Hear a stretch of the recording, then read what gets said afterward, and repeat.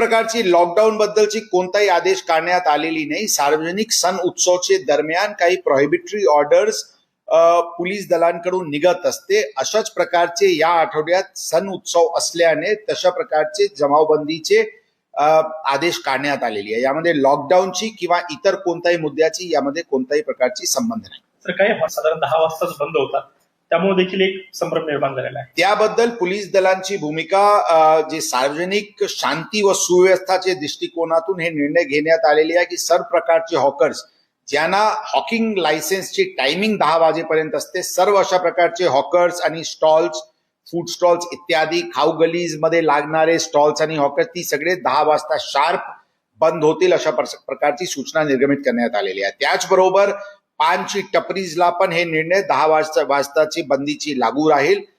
जे eating houses आहे जे रस्त्यावर किंवा फुटपाथवर टेबल खुर्ची लावून किंवा जेवण सर्व करत असतील हे पण 10 वाजता बंद राहतील।